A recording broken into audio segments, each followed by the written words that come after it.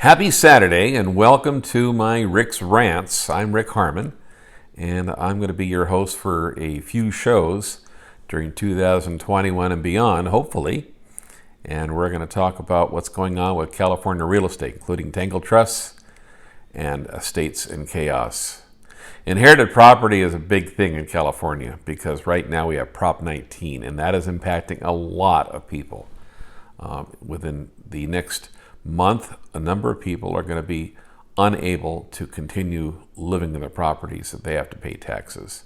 That's just a fact because you voted for something that unfortunately was misleading to you, and that was by California Association of Realtors and others who would have you believe that what you voted for was in favor of helping people who are survivors of wildfires and seniors. But no, you have been absolutely misled. So here are my predictions. As you know, with the recent inauguration of President Biden and Kamala Harris, our vice president, we have a lot of new laws and legislation and policies that are going to impact your pocketbook if you live in California and have inherited property, or even if you live somewhere else and have inherited California real estate. So one thing is the government regulations regarding foreclosures and eviction moratoriums for the government-sponsored entities, also called GSEs, which is basically Fannie Mae, Freddie Mac, FHA, VA, USDA, all these government-insured type loans. Those moratoriums were set to expire at the end of last month, but now they've been actually continued. The moratoriums have been pushed into at least through the end of March, which basically means you're probably safe through April.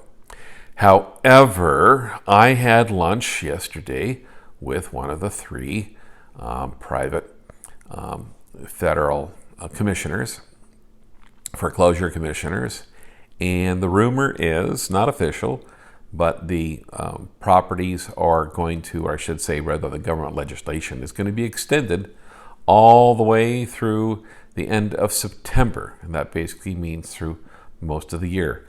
Probably through the end of the year. What do you think? Because they get to September, they say, oh, we're in Washington, D.C., the foreclosures, we're so close to the holidays, we'll just go ahead and let them go through the rest of the year. So that's number one. We have 7 predictions for 2021.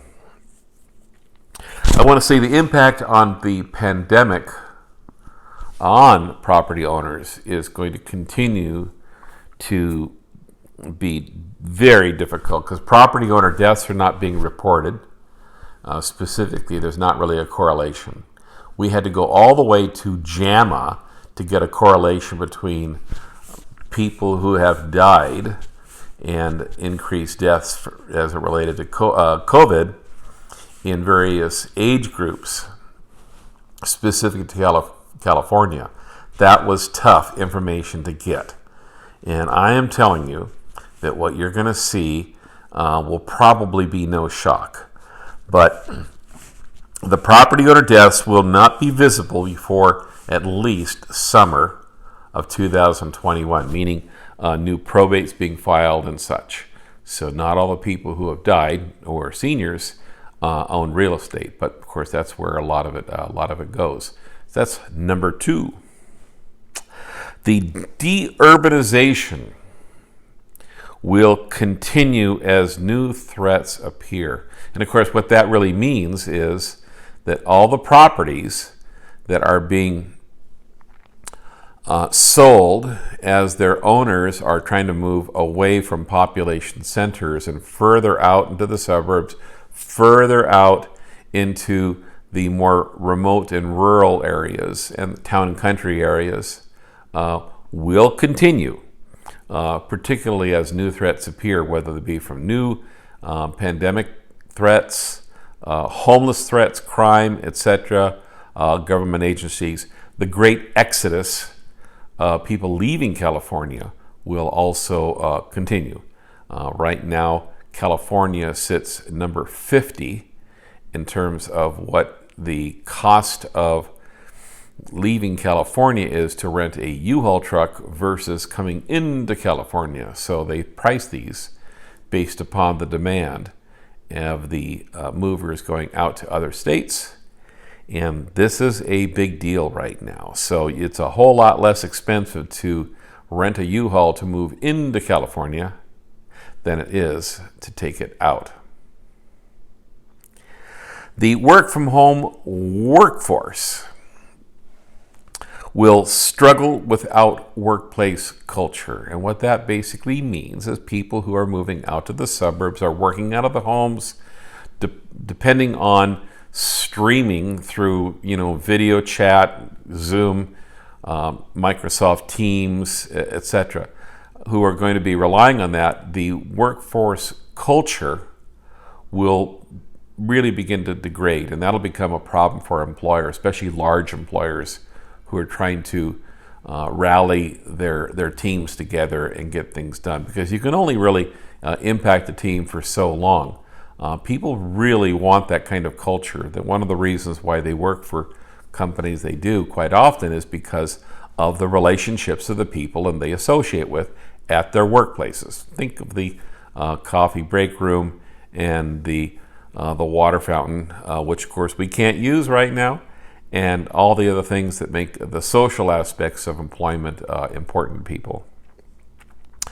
Number 6, the bifurcated economic gap will continue to increase. What's the bifurcated economy, you ask? The bifurcated economy basically means them who's got it versus them who ain't.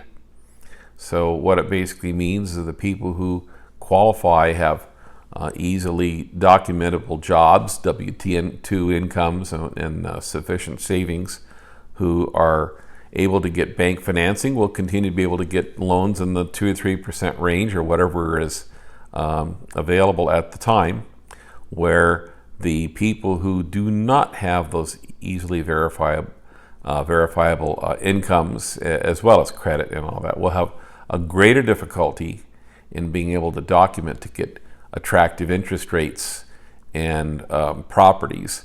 And this will become a bigger, more visible problem as time goes on, not just this year, but throughout future years. It can become much, much more visible.